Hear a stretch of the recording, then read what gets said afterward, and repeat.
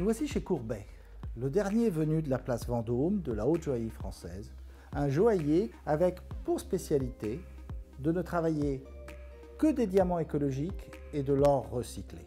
Voici l'origine de Courbet, une perle de culture. 30% moins cher à 1 carat, mais 60% moins cher à 3 carats.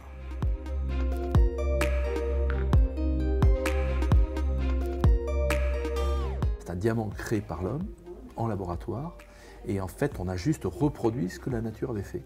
Donc on a mis du carbone dans les mêmes conditions que sous la terre lorsque le diamant s'est formé.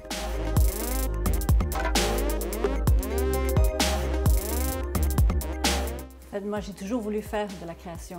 J'ai eu un petit peu comme un hobby de faire des bijoux dans mon atelier et j'ai créé une solution qui m'a permis de breveter une fermeture, une façon de changer la pierre dans une bague. Et une fois que le brevet approuvé, j'ai décidé de me lancer. Mais pourquoi choisir le diamant de culture et l'or recyclé pour créer en 2018 un nouveau joaillier place Vendôme?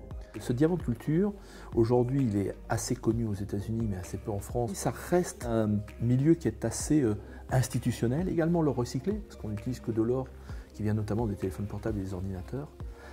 Ça nous permettait, en tous les cas, d'avoir une marque avec des vraies valeurs un peu différentes et de pouvoir les exprimer sur la place Vendôme.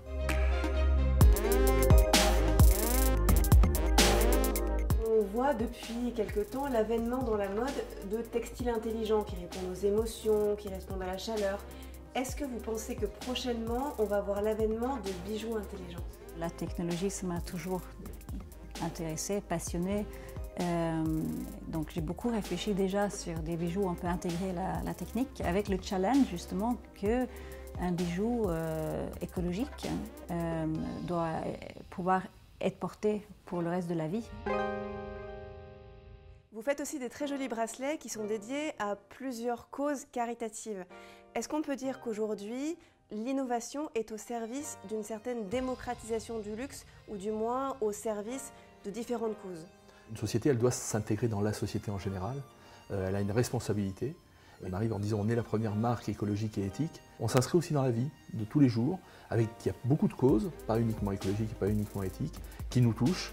Et là, on a l'occasion de faire quelque chose de bien.